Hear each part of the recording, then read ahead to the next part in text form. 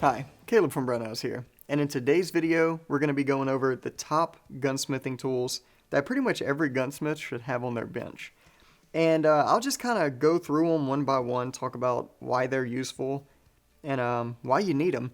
And with that, when I say every gunsmith, there's a lot of different like niches out there and different specializations, like your pistol guys, your bolt gun guys, your AK guys, different things like that.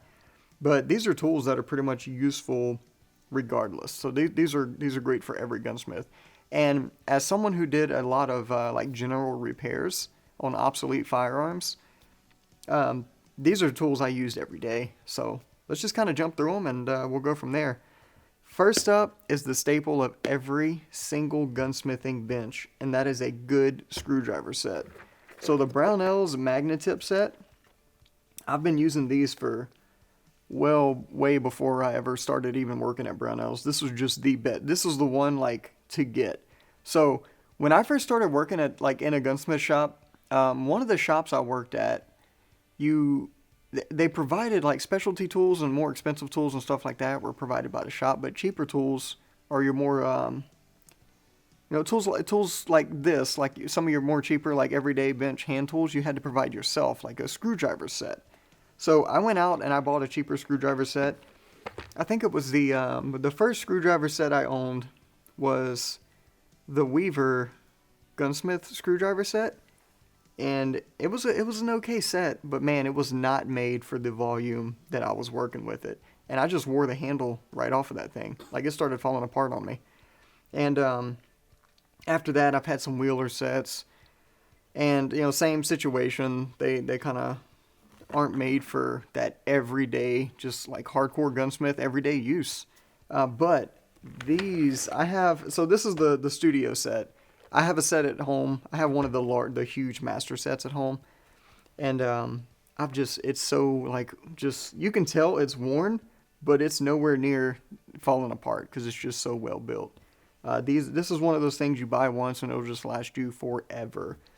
And obviously when we talk about bits, so a lot of those cheaper sets I mentioned, or more affordable sets, I should say, and they're great depending on what kind of volume of work you're doing.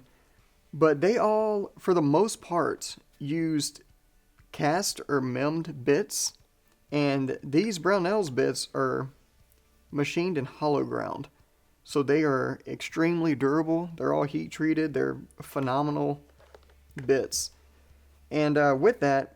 So because they're made that way, they won't break as easy because, listen, if you're working on an expensive gun, and the most common one I use, a 180-3, so for demonstration purposes, I'll use that one. But when you're working on an expensive gun and you're trying to get a screw loose and that screwdriver bit snaps, well, guess what? Now you're going into that gun and you're destroying the bluing on that gun. Now you got to refinish your gun, okay? A good screwdriver set will save you in the long run. And not only that, but these can take a lot more abuse because whenever you're torquing on those hard screws, those screws that are hard to get loose, a memmed or cast bit is going to break way sooner than one of these. But with that being said, these bits do break. All right, screwdriver bits, especially the smaller ones, that's just like a consumable, if you will. They break, and being able to replace them is important, and that's super easy to do with the Brownell set. Because you can just literally order the individual bit you need and go from there. But this is a great set, and this is just a fraction of the set. This is called the I think this is like the 58-bit master set or something like that. Forgive me, I don't remember the exact nomenclature, but there's so many add-on sets you can put to this for working on a bunch of different specialized stuff. And they also make a thin bit set, which is really useful, especially for like older Browning Auto 5s and things like that. But that's enough me rambling about screwdriver sets. I could literally talk about this for another hour if you wanted to, but you probably don't. You want to see what else I have on the table. So I'll set that aside for now. Oh, also there's different length screwdriver handles, and there's a ratcheting screwdriver handle with it as well. That's the last thing I'm going to say about it. All right, moving on. Something that's often overlooked or often underbought. When I say underbought, you buy one that's too cheap. Is a good set of calipers. Now, I like the digital ones are great, but I often prefer the analog calipers. And this is a set of Starrett's a set of Starrett. This is a Starrett caliper because there's only one. Like a pair of underwear is technically only one thing. Anyway, you get it. But this is just a dial caliper, and it lets you measure things down to the thousandth of an inch, which is a lot of what you typically measure things to while gunsmithing. In most cases, you'll measure to the thousandth of an inch. So with that, this is extremely useful. I use this a lot, especially, like I said, I was fixing guns that were obsolete or nobody made parts for. So I was taking a lot of measurements trying to make parts to fix those firearms, and a good set of calipers was really important. Especially if you get those cheaper pairs, especially the analog calipers. The first thing that typically wears out on them, and a lot of people don't even know they're worn out, are the gears that are inside that's actually turning all this stuff. And when they wear out, they give you inconsistent and false readings. So obviously that's not what you want with a precision measuring tool. So don't cheap out on those for sure. This is definitely my favorite pair. So much so I got a fancy case for them. Alright, moving on from there, let's talk about punches. There's a lot of different punches out there, a lot of different companies that make punches. Some of the more specialized punches, like the Brownells punches, are really good for those like specialized jobs. But as a general set of just punches for everything, the Starrett set is the one that I use the most. And again, punches are consumable. They will break. If one breaks, you can order the individual one you need. You don't have to buy a whole nother set. But these are very well made. And you can see this one right here is getting a little bent. I'm probably going to have to replace this one soon. But the 1/16 is the one you will definitely rebuy the most because you will break that sucker all the time. But I use the heck out of these. You can see, like, the faces on these are discolored, not really damaged, but we use them all the time in here, and they just last forever. I've tried, if someone out there makes a punch, I've tried that punch, and I've broken that punch. These are the ones I break the least, and that's why I would definitely recommend these over most other ones, unless we're talking about, like, specialized jobs. And I got a piece of tape stuck on the bottom. Alright. So, punches. And you can't use punches without a hammer. And I could talk forever about hammers, but I'll try to keep it brief again. Usually my go-to hammer, the one I pick up first the most, is this cross peen. And I don't even know what weight this one is, but this is my go-to. And yeah, so obviously this one is available at Brownells. I don't use the cross section on it much often. I do on my larger, like, blacksmithing hammers. I'll use that cross peen to spread out steel whenever it's hot.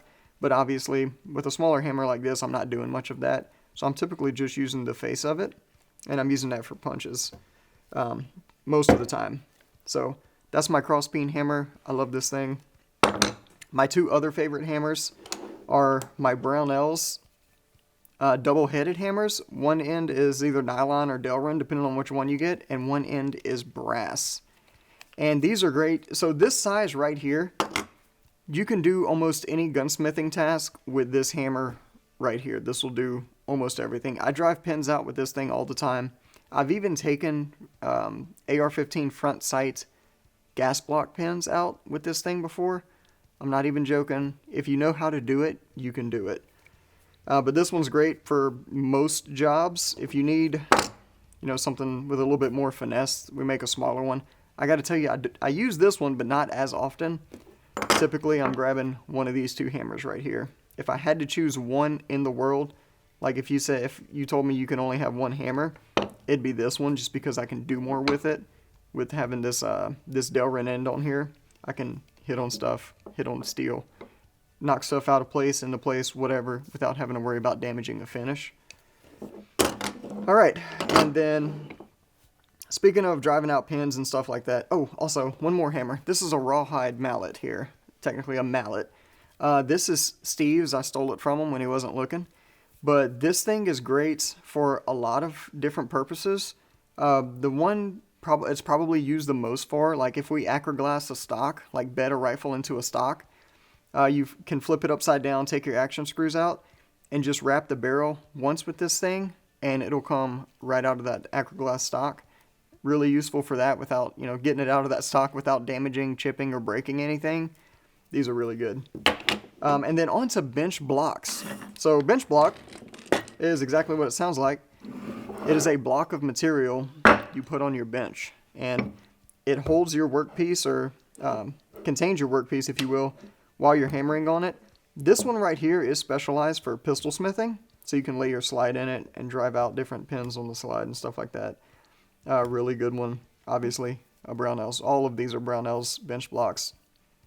So that's a big one right there. This one's made out of Delrin, so it won't hurt your gun or anything like that. Mar your finish, whatever. Really useful tool. And a lot of times also, it's not just about damaging your workbench. Like, one of the things is you need something to absorb the energy, or that won't absorb as much of the energy, I should say, of the piece you're hitting, so that it's all going into the pin rather than your workbench, if that makes sense. Because the energy transfers whenever you're hammering on stuff, and you want to keep it contained to where you're actually hammering so that you don't have to work harder to do the same job. So with that, this is more of a general purpose one. This is, as you can see, this one's been used a lot, because this is one we probably use a lot, probably the most, I would say. So it has a lot of wear on it, but we use it for pretty much everything. This is an old one. And then there's one that's made out of steel. So when you have a really stubborn pin, this is a really good thing to use, because it acts as just a hard block on the other side of whatever you're hitting. So you won't lose a lot of energy in your hit. It'll keep it all contained. And this is just a really, really useful tool. It's not one you use often, but when you need it, you need it. So that's an all steel bench block there. Now let's just kind of go down the row here. Talk about files. So files get used quite a bit. Obviously, you need to remove metal sometimes, and this is the best way to do it. This is the one I use the most. So this is a tapered file. It's a double cut, and it is a number 0 as far as Swiss pattern goes. If you don't know what any of that means, we're going to do a whole separate video on files, so make sure you watch that one. It's probably going to go out after this one. I don't know if it's before, but anyway, we're going to have a whole nother video on that, so you can learn more about gunsmithing files. But this is the one I use the most, and it works really well. I don't just have one file, though.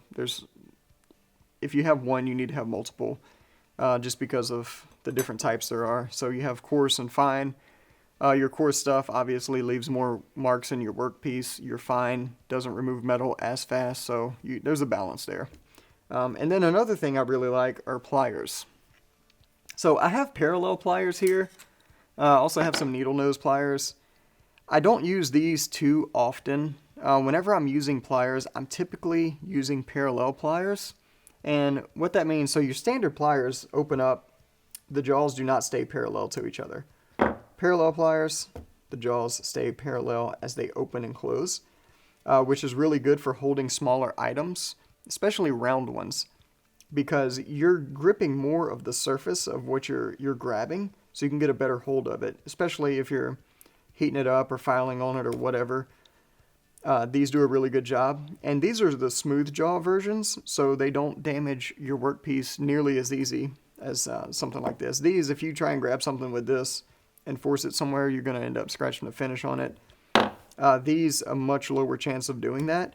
They also make serrated jaws if you need that. I have a set in the toolbox up here, but so I get both. I will warn you though, these are significantly more expensive than standard pliers, but they are well worth every penny. Just really a really good tool. And then I think the last thing we're going to cover today is a vise. So a good gunsmithing vise. This is the Brownells gunsmithing vise, and this thing is phenomenal. So Brownells has made a gunsmithing vise for a while now. Not this one in particular. This one is actually made in Germany. We import them, and then we have our distinctive color on them and things like that. We make a bunch of different vise jaws for them as well. These are the micarta ones. They're probably the ones I use the most. These are my favorite. And between these and just the straight aluminum ones, those are the ones I use quite a bit. I got vise jaws spread all over this place. But just a really good solid vise. And it is, so the best gunsmithing vise is something closer to a machinist vise rather than like your, just like standard, I don't even know what they're called, but like your, you know, if you go out to Home Depot or Lowe's or whatever and buy a vise, they're kind of all loose and jiggly and stuff. This is definitely not that. So having this vise, we're going to do a whole separate video on what makes a good gunsmithing vise, so I'm not going to talk about it too much in this one, but this is a great vise. This is one of my favorite vices in existence, and I'm kind of a vise snob, so that's saying something. And also, I have a little button magnet right here that I keep just stuck to the vise. So when I'm working on a gun and I have like small screws or something like that, and I don't want to lose them, I just take those screws and stick them to that magnet, and I always know where they are. So that's why I keep a magnet stuck to my vise. And then, yeah. So those are some of the best, most useful gunsmithing tools that pretty much every gunsmith should have on their bench. If you have any questions, comments, if there's a tool you think I left out, which I didn't cover everything here. We could make a 6-hour video of me just walking around this shop showing you tools. But this is me trying to keep it nice and compact, right? So yeah, let us know in the comments down below. If you haven't already, hit that like and subscribe button as well as that notification bell to make sure you get more great gunsmithing content just like this. And as always, if you need help with anything for any reason ever, feel free to give us a call on the tech line. We'll be happy to help you out. Thanks for joining us, and we'll see you next time.